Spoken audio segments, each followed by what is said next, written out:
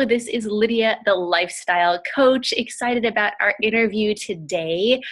Dr. Amy Johnson returns, yay! And we get to chat about some really great stuff that I think you guys will find very, very interesting. So I would love to introduce her, and then we're going to get right into a conversation that I think will be a ton of fun as we explore some very, very interesting topics.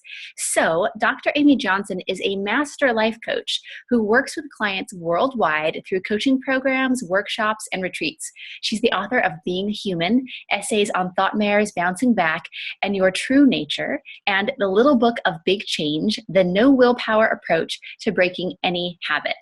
Johnson has been regularly featured expert on The Steve Harvey Show and www.oprah.com, as well as the Wall Street Journal and Self Magazine. She devotes a large portion of her coaching practice to helping people end unwanted habits. And you can visit her at dramyjohnson.com. And of course, I will link to all her stuff below so you can find more of Amy. But Dr. Amy Johnson, welcome to the show. Hey, welcome back. Thank you. Thanks for having me back. Yes, so super fun. When I will link to our other interview as well, but when Amy was on before, we really talked more about the binge eating and that sort of, eating habit and compulsion area, because that's something that we both have in common and we both have a passion for. And so this time around, we're just going to kind of explore sort of the broader stuff that Dr. Amy Johnson does, and excited to go into that and like her Being Human book. And, there are some neat topics there. So just kind of with that sort of broader perspective, tell us a little bit about Amy. Like, how did you get to where you are? Why do you do what you do? Tell us a little bit about your story. Yeah. So I was what I call, and I'm saying this kind of tongue in cheek now, but like an anxious child. I don't believe in labels, as we'll talk about. I don't think they make any sense.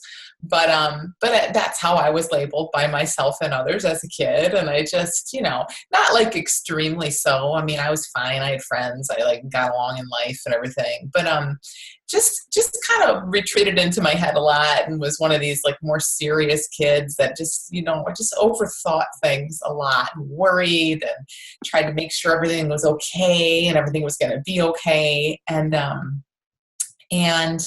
yeah, that didn't work so well for me. Like it just was what it was. But as I started getting older, I started having a lot of anxiety. I started having panic attacks.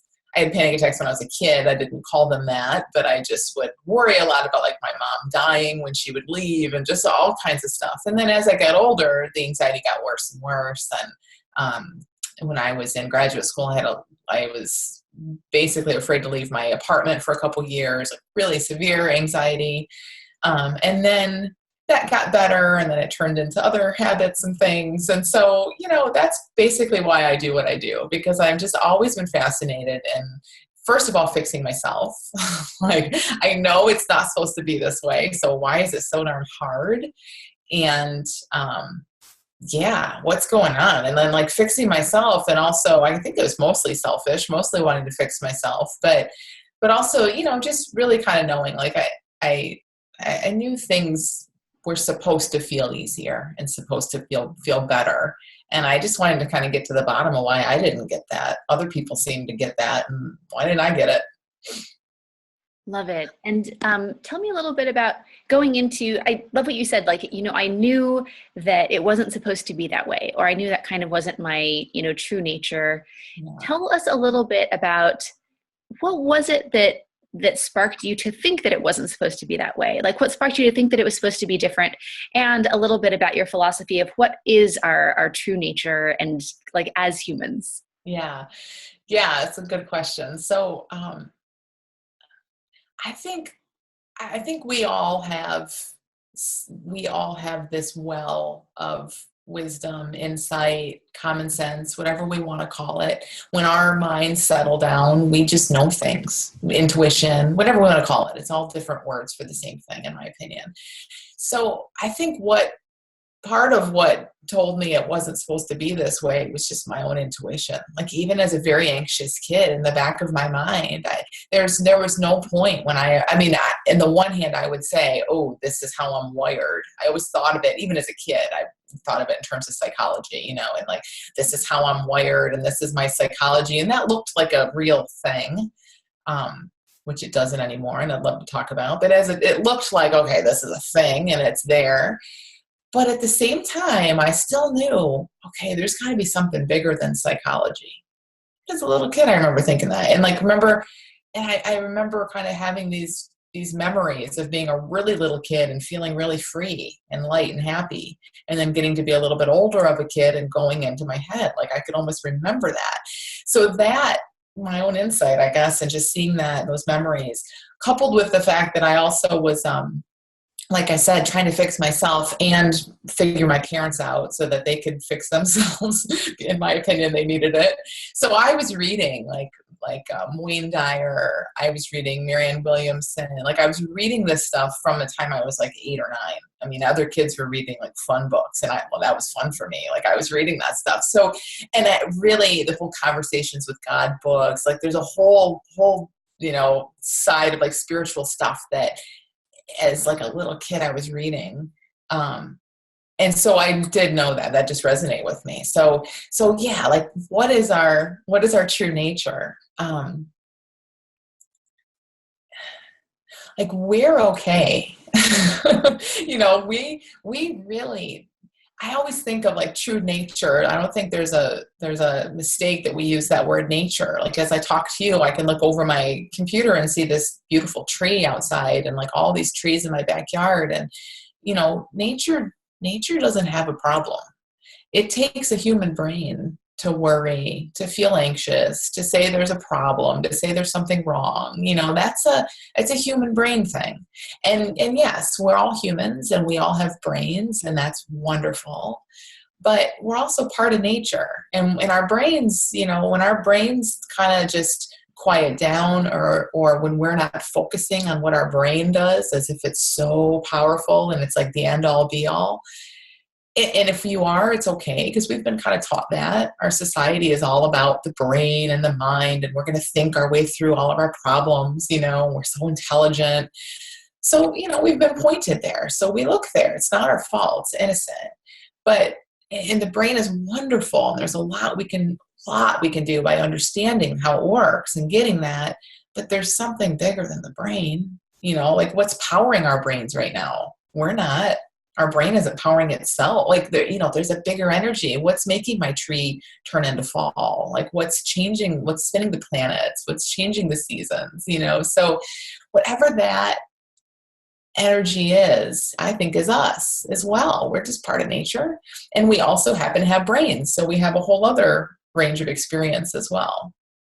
Yeah, I think that's such an interesting dynamic of being part of nature, but then having this brain that sort of like fools us into thinking that we're this separate thing. Yes. I love a couple of things that you mentioned there was, that just nature does its thing. Like we don't worry about it. That's something that I often tell my clients. It's just like, I'm not worried about you. Like, we don't need to get stressed out. Like we're just getting back to what you normally do, just like that good place.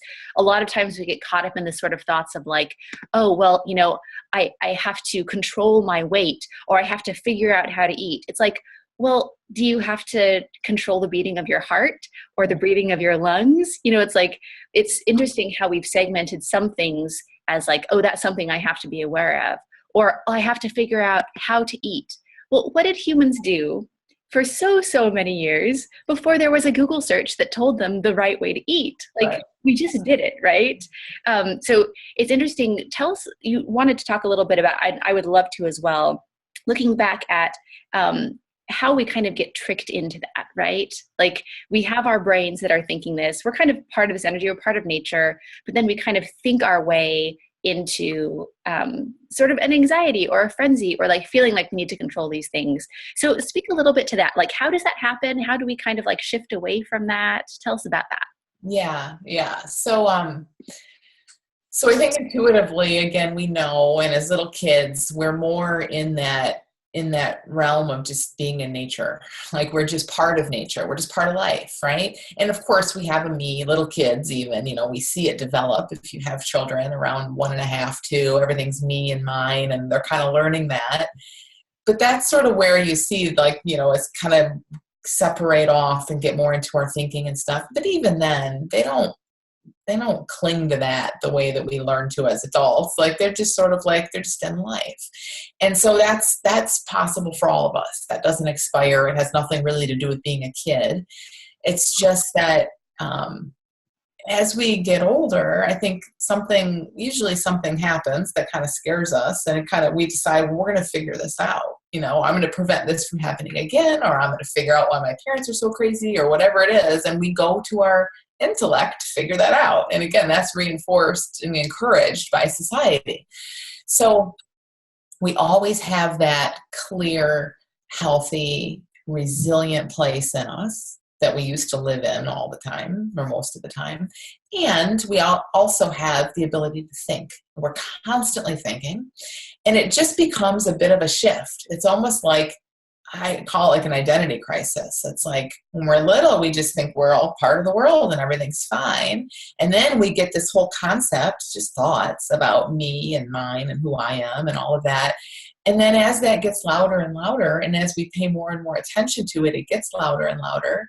Well, that starts to look like us. It's just an identity crisis. It's like, oh, I'm this voice instead of no, I'm like the silence between when the voice is quieted down, that's who we really are.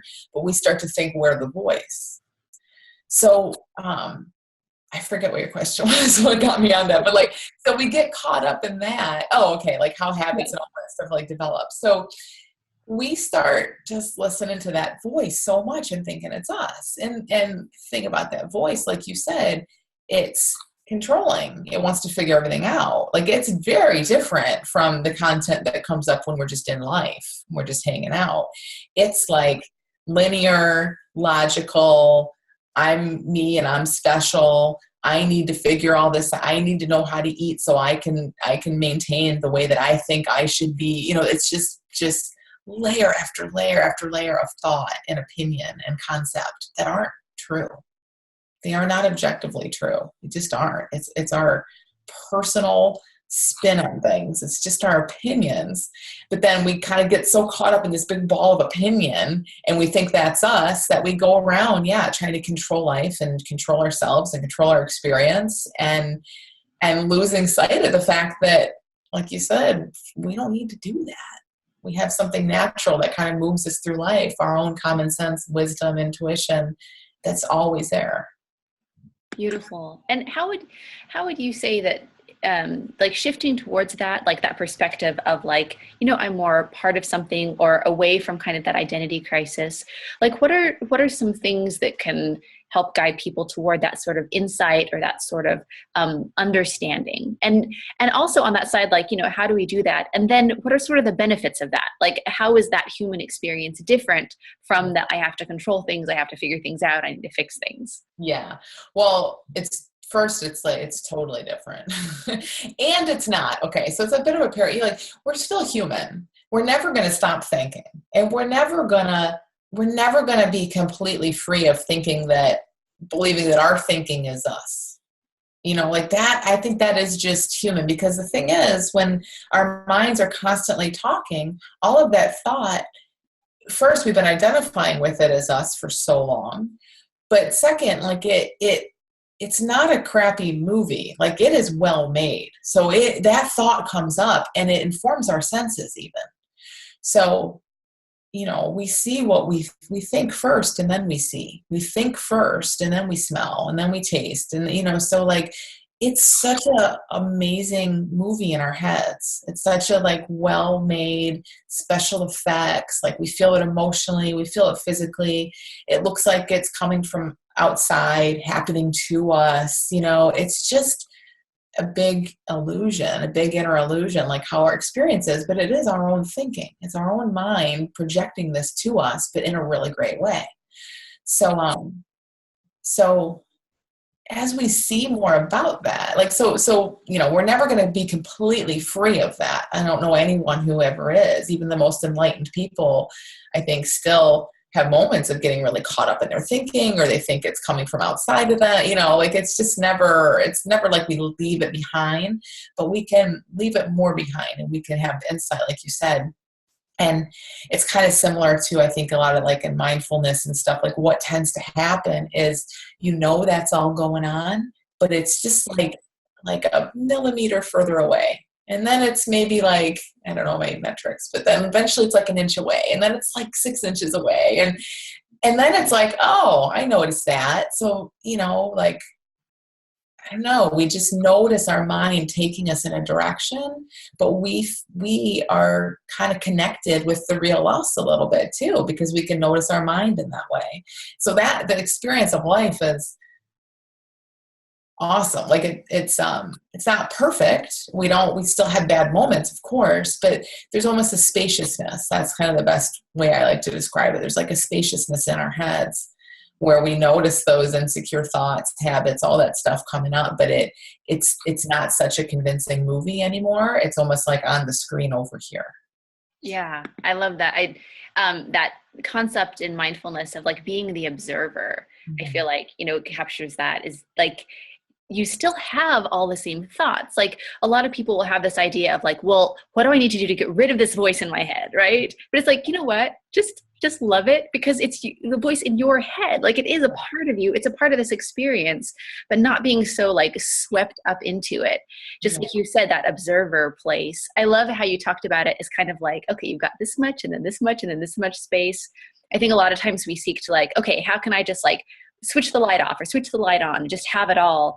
But I really find that it's more of a spectrum of like, oh, I'm aware of the thoughts going on in my head. Okay. Oh, well, now I'm observing the thoughts going on in my head. Now I know to expect those thoughts.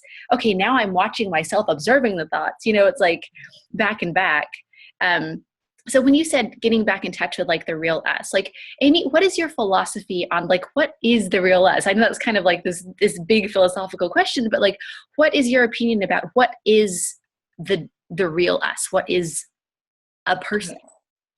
Well, I mean, I don't know, obviously, I don't know like the answer, but I just, it's that place that I call it home base. It's just that place where we're just more in life than in our heads. So we're always thinking, like, we're never going to not think. And our thinking is never objectively true. So just like we cannot take the filter off our brain. There is a filter 24/7. Now, and for our entire lives. So sometimes there's a really thick filter. Like when you're in a bad mood, you see everything is horrible.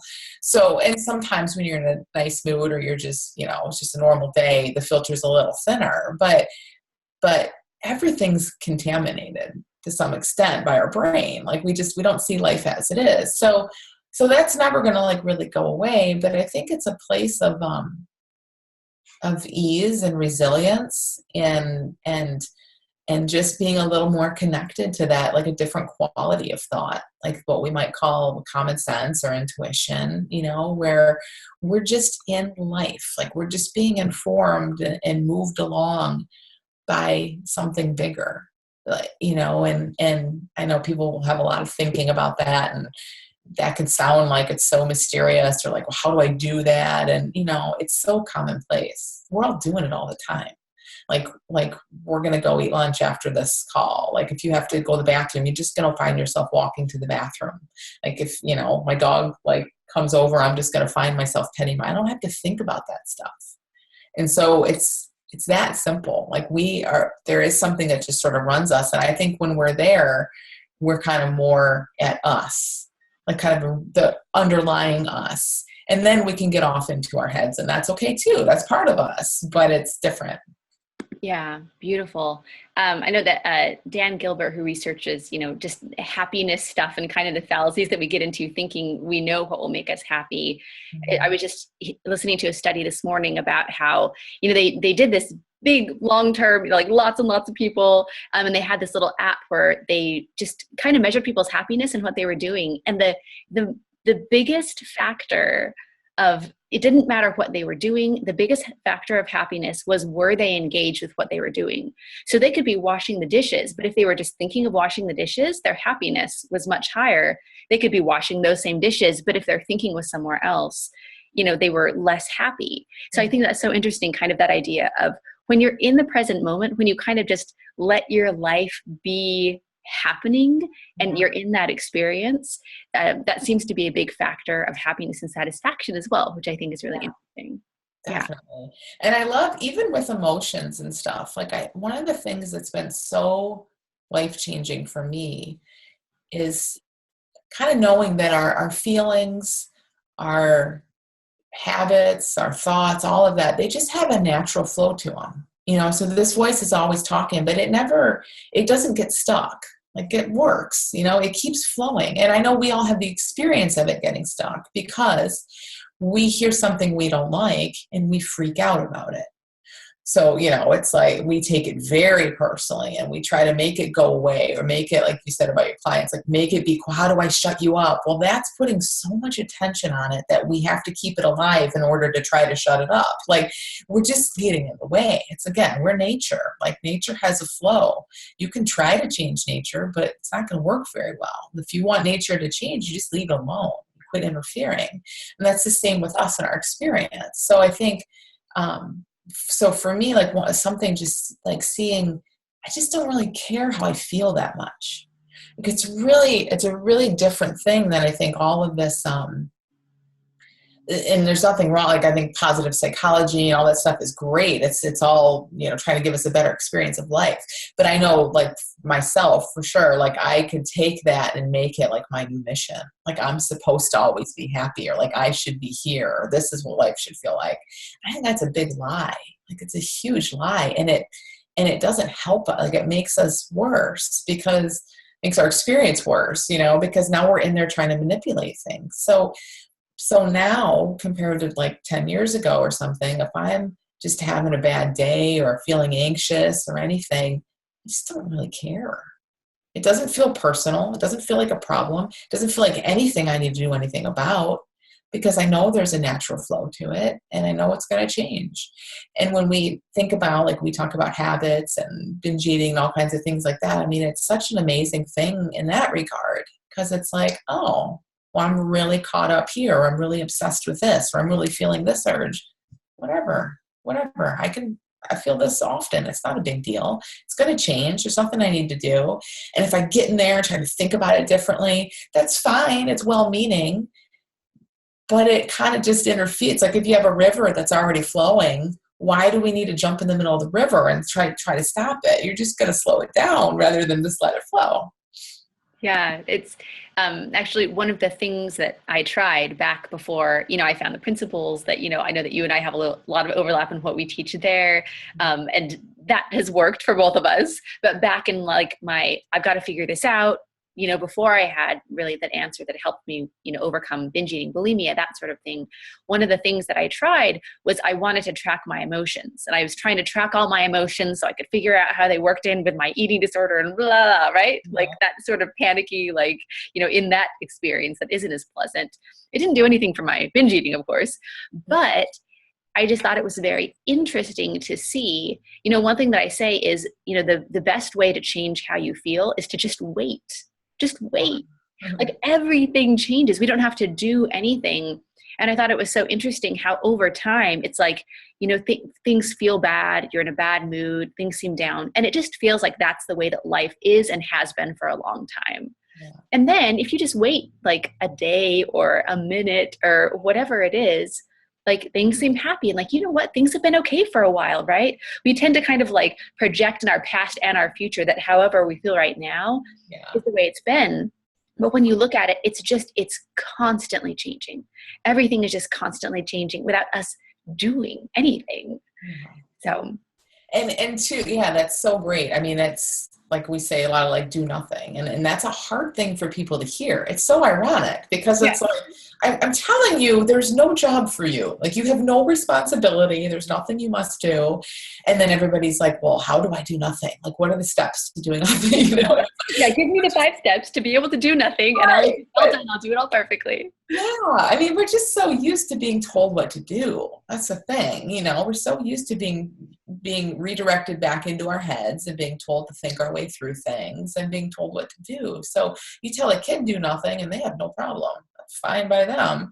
You tell a 20 or 30 or 40-year-old do nothing, and it's like a big mystery. It's a conundrum, you know, like how does one do nothing? But something I was going to say after what you said.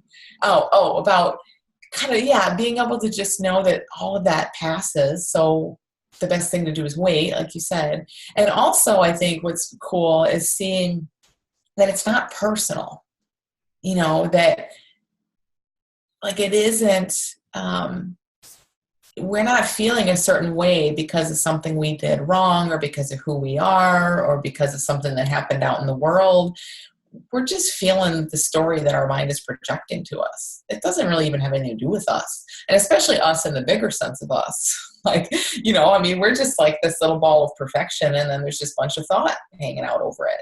Like, this isn't touching this. You know, it's like this, like the sky metaphor. Like, you can have a tornado coming through the sky and it doesn't affect the sky. The sky doesn't care. The sky's still blue behind all that. The sky's like, okay, do your thing. Be done. You know, like there's just no problem there. There's no personal issue there. And so that's another thing that I think makes it so much easier to just not really care what you're feeling, because like I was just telling a client this right before we talked today, about a week and a half ago, I had like a little temper tantrum. Like, I don't know. I don't get that upset. I mean, I have human emotion for sure, and it's not all good, but I haven't had a temper tantrum in a while. And I mean, I like slammed a door. Like, it was not a good few minutes. I was mad. And I was really caught up in it, obviously, to like get to the point of slamming a door and everything. But it's not like I spent the rest of the day thinking, oh my gosh, I can't believe I just slammed a door. I mean, look, I'm like talking about it publicly because I don't care. I don't think it means anything. I don't think it means a thing. I don't think I should have done things differently or felt any differently. I think I'm a human being who got caught up in emotion and then it went and then it changed. And like, we can see it like that, including habits and the things we have so much shame about and all of that. I mean, just, you know, we can imagine like how that would just change the world, really. Yeah, it's so interesting. I went to that same place of like how would the world be different if like as individuals, of course you have your individual experience of like, you know what, my thoughts aren't personal, my emotions aren't personal, my thoughts just because I think them doesn't mean it's true, just because I feel it doesn't mean it's important, doesn't mean it's based on anything, sort of that like, you know what, like it's not personal. And for us to be able to have those attitudes toward other people too, because there's the layer of like what you did, right? It's like, you know, I ate a brownie or whatever, and that is nothing. It's just a thing that you did. Right. But then a lot of times the suffering is that all the shame that we put on top of it. Oh, well, that means this and this and this, and that means, you know, like that I'm going to have to feel this way, right? There's a have to on it, and then other people will think of it, you know, this way, like they'll view me in this way. And it's so interesting how we can have, you know, two people with the exact same experience and they interpret it, you know, totally different ways. It's like, oh, she's not, I'm, you know, I'm being more quiet. Everyone thinks that I'm stuck up. Oh, I'm being more quiet. Everyone thinks that I'm sad. Oh, everyone thinks that I'm content. It's like, we can interpret it in so many different ways. So if we just kind of have this, like, you know what? I know that nothing that I feel or think is personal. I know that nothing that you think or feel is personal. And then we all just kind of play in the sandbox and do nothing and, right? Like the good life, right? Exactly. It just comes down to, just not taking ourselves so seriously, or our experience and our conclusions so seriously, you know, and the conclusions and experiences of other people. Like you said, it just doesn't matter. It's a really cool thing in relationships too, you know, to like be in that place where you can, you know, you can get annoyed with someone, you can bicker with someone, you can like, all that stuff can happen, but it just doesn't matter. It's like it's not, maybe it's not the most fun place to be, but it's not like you tell a story about it. 'Cause I can remember like when I was younger, it like really telling stories about that stuff. Like, oh, like you're not supposed to fight this much. This much fighting is okay, but this much is bad. Or like, oh, these things you're supposed to have in common, but if you have these things in common, you know what I mean? Like there's just so many little rules, and they're subtle, they're hidden.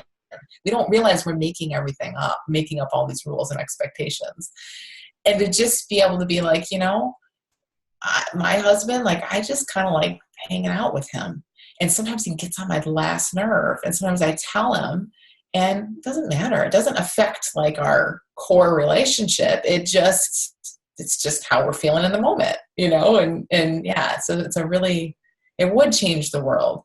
Think about like all the big stuff that happens in the world, like, I mean, if someone knows to not take their thinking so seriously, they're not going to get to the point of finding a weapon and going to a school or a building or a play. You know what I mean? There's a lot of time in that. There's a lot of space in that for new thought to come in.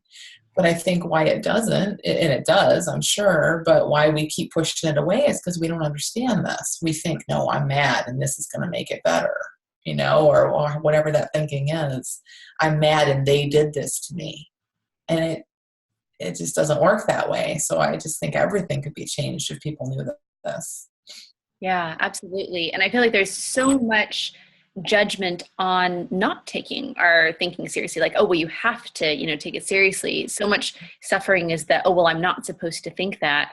It's interesting. I was just listening to an audio course on some mindfulness principles, and they were talking about how it's incredibly like helpful and healing for people when they have a thought pop into their head, maybe it's even a bad thing or a bad thing they want to do or whatever it is, to not like try to force it away, like oh, well, don't think about that, or that's bad, or feel like they're a bad person if they like go down that thought. Like it's not personal, it's just a thought. And to actually explore it and be with that experience of like, oh, this is something that I feel like doing.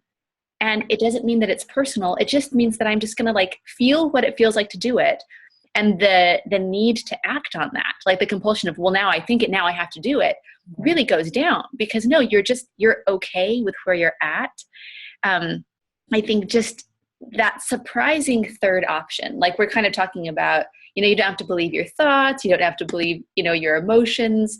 I think it's interesting how we often think that we have to be on the other side of something, like, oh, well, I have to not care at all, or I have to care about it. When in fact, like for most things that I find in my experience, the answer is really neutrality. Like a lot of, body image work, it's not about loving your body at all. It's about feeling neutral about your body. It doesn't take up a lot of mental bandwidth, what your body looks like or what you're eating or what your emotions are. You're just in an experience. You don't have to get attached and like be the extreme on the other side. We tend to kind of have this natural all or nothing thinking. Yeah. So yeah, that kind of third way, right? Yeah. Definitely. And like, even like with thoughts, like you're saying, like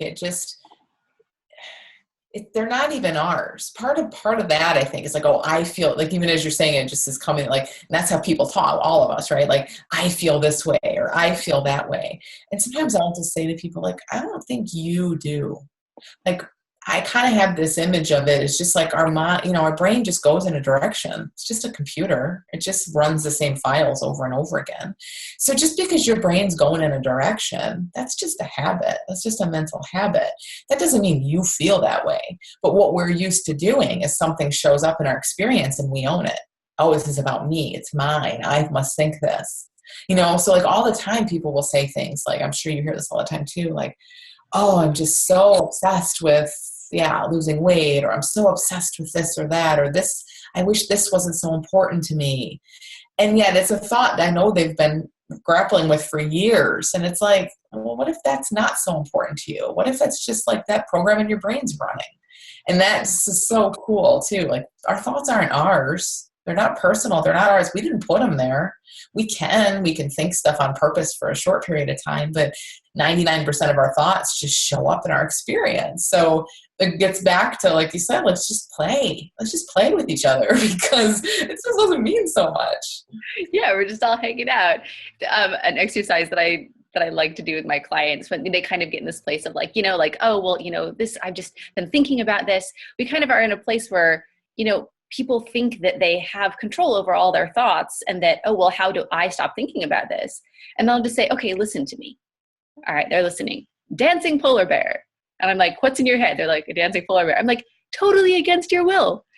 You are thinking of that bear completely against your will. You had no control over that. I forced that image into your brain. Yeah. And it's like, we have so much experience of thought that comes in and out all throughout the day that we don't take personally. I think there's a huge portion that we don't take personally. You know, we watch TV shows and we just have thoughts and we have images, but we don't notice that we're not taking it personally. And then we have these sort of sticky things that are more charged, that we have more shame around. And then all of a sudden, like, why am I just thinking about food all the time? It's like, well, you're thinking about other stuff too. Why does this feel like something that needs to be in your control, that needs to be totally changed, you know, that you feel like is, you know, your responsibility, your burden, you know? Yeah. And I love how you talked about how, well, yeah, maybe that's important to you. Maybe not. Just how we get these habits in our brain, right? Of like, it's a habit of thought. Like, oh, well, like you said, you know, I think that labels are useful. I would absolutely agree with that. Because I feel like there are these labels of like, you know what, like, I always think of this. Like, this is just something that has always been important to me. I've always been obsessed with whatever it is. Right. And really with that sort of, it's a new moment every moment. And the only reason that it feels like it's always been that way is because you keep reinforcing the same thing. Yeah. What happens at any moment when you start reinforcing something different, right? It's like, yeah, we're all new every moment. So exactly. We have that refresh button. We're just constantly refreshing, you know, but we don't let ourselves because we're holding on to that. Like the way I describe that a lot is just the metaphor that comes to my mind is like, again, that river. If we have a river of experience that's constantly moving through us, every moment is fresh.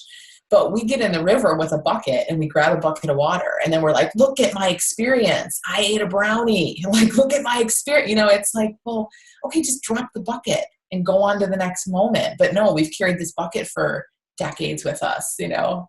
yeah.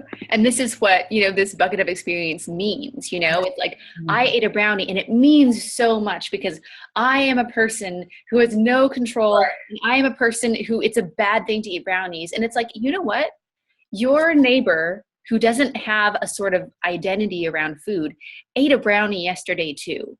And they don't remember. They didn't notice. There was a brownie in the kitchen. They picked it up and they ate it and they just like went on. Like it wasn't charged in that way. Right. So I think it's so interesting how we kind of pick what to put in our bucket, right? Like I'm a food person. I'm a cigarettes person. I'm a, you know, like shopping person, like whatever it is. And it's like, well, we're all just maybe all that stuff, right? Yeah. I've heard people talk about that. I love that. Just thinking too in terms of our brain and stuff, like how much sensory data, how much stuff is coming at us, how much thought, how much stuff is coming at us constantly, and how we have to filter out like 90% of it. We have to. We'd go insane if we didn't. So yeah, like you're saying, the filtering system is so made up. It's totally selective. It's totally arbitrary. You know, we just get it in our head. And then exactly like, you know, just why certain things pop out for me, like all of that just kind of comes back together in kind of coming back to this basic message of like, why are we all taking ourselves so seriously? Taking our conclusions, our experiences so seriously? Because if you see every thought is biased. We have 7 billion brains on Earth, and they all think different things. So that one person, you know, you're not right. You know, we're all making it up. It's all biased. And then it's all like some of it comes to mind and some doesn't. And we filter this and we don't filter that. You just get down like looking at all of those kind of things in the way. And it's like what you're left with is like something that becomes so random and not anything to hang your head on. Like, I used to do research like in a lab and try to like, you know, publish it in journals and stuff. And I just have been thinking lately because I heard someone describe it as a contaminated experiment.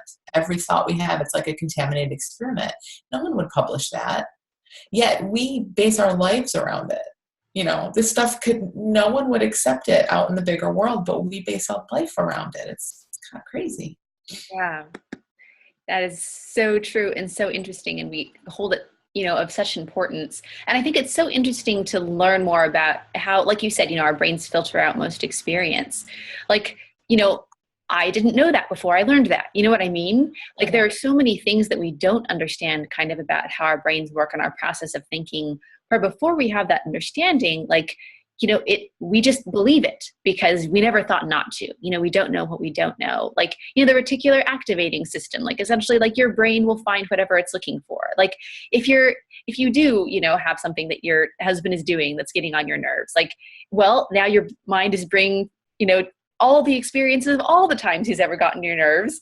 And it's blocking out all the times where you've had these wonderful moments together where, wow, there's nowhere else I'd rather be, So it's so interesting how our brains have adapted in so many ways to do things that we don't even know, because we just kind of inherited these brains, It's like, oh, okay, I have a brain that's kind of primed, to be anxious in a lot of ways because it's always looking for survival and, it's always, tracking danger. But we don't know that. We're just kind of living in it. So I think it's a great thing to kind of understand. If you're listening to this interview, congratulations, because you're getting good information. Like, I think it's just so great to be educated about kind of how our thought experience is, so that we can kind of understand the neutrality of it, or just be a little more at ease, or less charged, or less shame, or, those things that kind of make a better experience. Yeah. And to know, and that's what kind of, to like bring it back to the spiritual part too, like to know that there is something bigger than the brain, because that could be disoriented for someone, like, oh, well, now I don't trust anything I think, which you and I kind of see that as a nice thing. But, I see a lot of people that kind of get thrown into some kind of big existential crisis, like, well, what's true and what's real, and so I just think it's nice to look at the little things, like, when we were kids, before we started thinking so much, like, we were just okay. We were okay. We didn't need all this thinking. We didn't need to trust this and that. Like, we just were okay. And we figured it out. And we didn't just sit around because we didn't have a plan or goals or whatever. Like, you have a daughter similar to my kid's age. Like, they are busy little people. They don't have goals and plans necessarily, but that doesn't mean they don't do anything. In fact, you could almost make an argument that just being in life makes us much more productive. Because if they want to paint, they go paint, and then they want to do this, and then they want to do that. And it's all good because they're not judging themselves and thinking, well, why? And why did I only want to do this for 5 minutes? Maybe I should be more well-rounded and go do this now. Like, they just let nature guide them, and it figures, it kind of just works out. And the little things, like knowing, okay, when we fall asleep at night, or when we first wake up, before our mind starts going with what day of the week it is and what we have to do, there's just a feeling there. There's just a peace there, like to me, it's clear. I don't want to say clearly because I don't know. I know everyone has to kind of come to their own insight around this stuff. But to me, it's clear that there's something so much bigger than that machine, than a computer in our heads. And to be able to, we don't need that. I don't know, but it seems like to be able to like kind of connect with that a little bit, feel into that, it helps with navigating a bit. Like, it helps to see, okay, yeah, I don't have to trust this, because that doesn't mean I'm out alone in the world. That means I have something much, much better that I can actually fall back on. That's always there to help me. Yeah, I love that. I think a good example of seeing that in real life experience, I know that's been helpful for me, is like, we oftentimes have this feeling like, well, I need to plan things, I need to do things, I need to be productive. This thought of, if I don't do anything, then well, what if you didn't do anything, but we kind of have this panic, like, I have to be doing something. And I say, take any year of your life, take the past year. What was your plan for that year, and what actually happened? And it's never like, did you ever think that you would be here a year ago? And usually it's a resounding like, no, I had no idea this would happen. I had no idea that would happen. Like, oh, I'm so glad this worked out. That was so much better than that other thing I thought. It's like, you didn't have to do anything. You were in the illusion of that you were doing stuff, but really life just kind of happened. Yeah. And here we are. When you were talking about kind of that child, like, you're busy, you don't have necessarily a goal, but you're doing stuff. It made me think of my daughter, how, sometimes she'll say, oh, I'm bored. And I know from my perspective, because I know her and I've had experience with her, and it's probably this way with other kids, but I only have one, so I don't want to speak for anyone else. Yeah.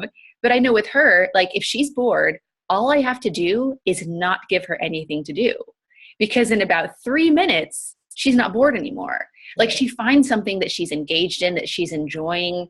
So sometimes I feel like with us as adults, there's a little bit of a lag. Like, oh no, what do I do? How do I do nothing? Well, don't worry about how to do it. Just kind of like be open to that experience. And then without anything to do, you kind of find yourself having things that you want to do. And even with our busy lives, I know that, for me personally in my life, like taking time to do nothing, like it's not like I just do nothing, but it's that time that isn't planned that oftentimes is some of the most fulfilling time of my day, where it's just like, this is my white space, like this is when life just gets to happen and I don't have to be anywhere or be talking to this person or doing this thing. And that can be a beautiful, just life satisfaction, self-care sort of thing, I find. So, and I do that too. And it's actually ends up a lot of times being very productive too, because that's when your mind's not going through the list. So your mind settles down. So then new things can come up. Like that's when you have that creative new idea, or you just see something that you've been grappling with in your head. It just finally shows up. Yeah. And I love this sort of mental space of that. You hear from so many people like, oh, I get all my best ideas in the shower. It's like the one time of the day where you can't hold your phone, you don't have you can't have music on, you can't have media you're ingesting, you're under a stream of water. Yeah. And for, those 15 minutes, your brain just gets a point to relax. Oh, and then it's like, oh, that's the best idea I've had all day. Like, what if we gave ourselves more like shower experiences, like, and just let that creativity sort of happen on its own again. Yeah. And I think just knowing this does that for us. So we don't have to go take 10 showers a day, but like, if you know that this is the way it works, I think you're just naturally gonna lay off the thinking a little bit, like just like you and I, like just try to build in that little bit of quiet time and like do things. And because I think what I hear a lot of people doing is like, oh, I'm going to give myself some time, but then they're feeling guilty. Oh, I should be working. I should be doing that, so it's just, I think it's just having a real kind of insight around that and seeing, it actually is good all the way around. Like there is no problem at all. And in fact, a lot of good things come from having that quiet time, just kind of seeing how that works.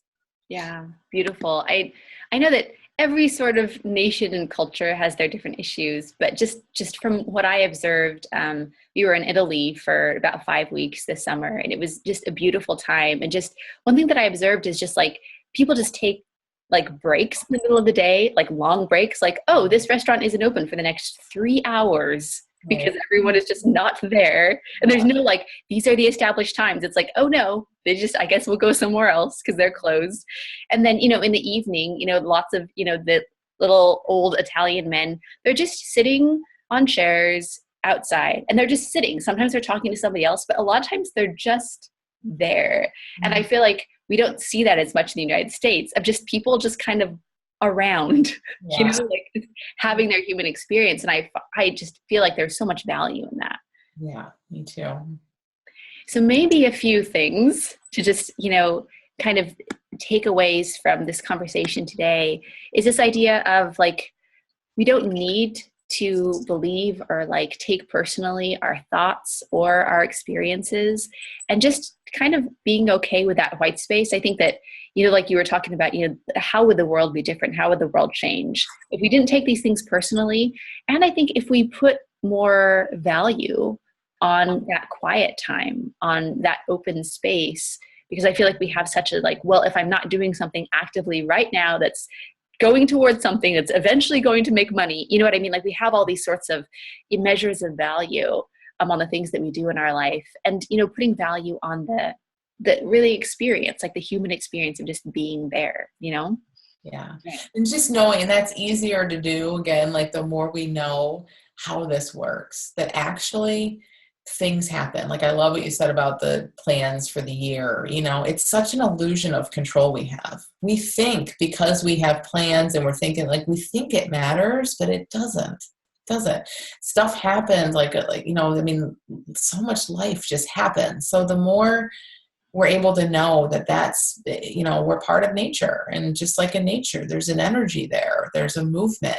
Ideas occur to us. We don't have to plant them there. Like things show up, and we can trust that. And the more we just start to trust that, then it doesn't become a matter of you taking, our word for it, as people just see it themselves. Like, just like we're saying, oh yeah, like it actually does feel really rewarding and good to take that downtime. And it's helpful for my business too. And it's just good, we have to kind of see that ourselves. So I think it's great that people are hearing this and can kind of play with that, take our word for it if you want, but like, let it be your experience too and see how that works. Cause I just know it's going to work that way for you, because all humans, we're all the same. We all operate in the same way. The content is different, the thoughts and experiences are different, but what matters, like that stuff comes and goes, obviously. Like what matters is the same in all of us. And it does work that way.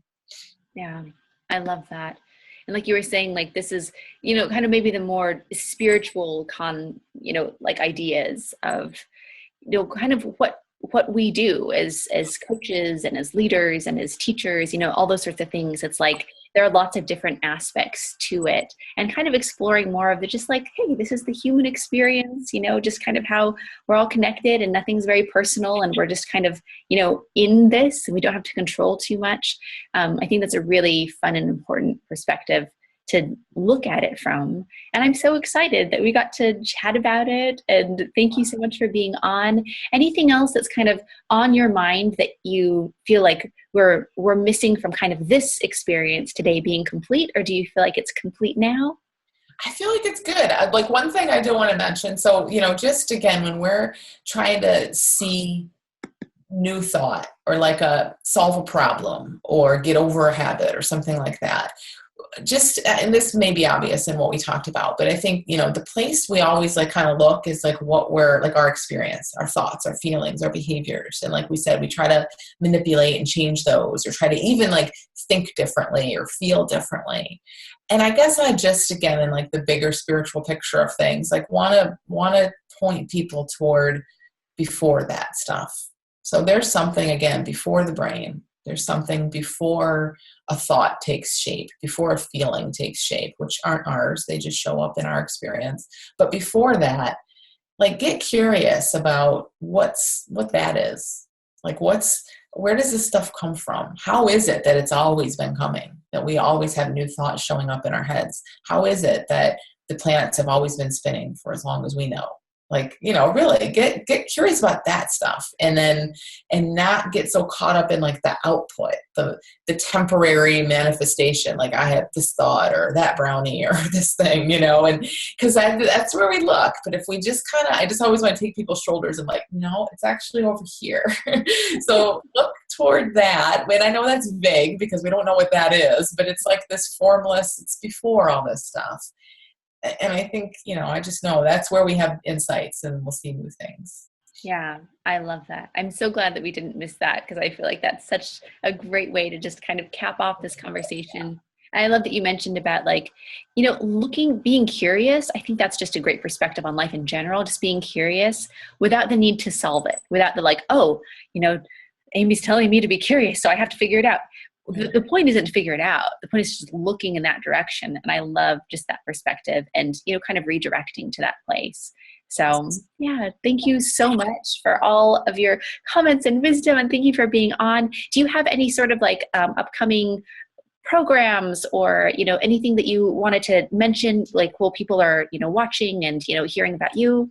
Yeah, I do. I have a live workshop coming up in Michigan, October. I don't know how close it's coming up based on when this goes out, but it's October 7th through 9th. And on my website, there's all kinds of information about that. It's a great weekend to just kind of get together with like-minded people in a relatively small group and just explore this and see like, what does it mean to be human? How does this work? And all the stuff we talked about with our thinking and experience and all that.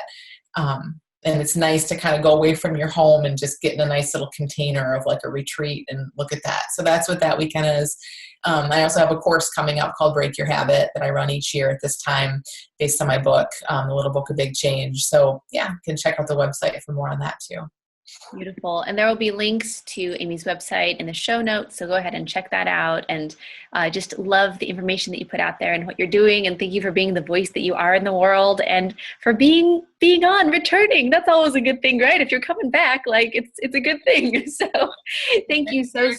Thank you for everything you do. It's wonderful. I love having this connection, and I'm so grateful that you're out there doing everything you're doing for people too. Thank you. I very much value our connection, and thank you for being on. And yeah, absolutely. Like, check out, the stuff that Amy's putting out there, and I'll put all that information in the show notes. And thank you guys for watching today. This is Lydia, the lifestyle coach.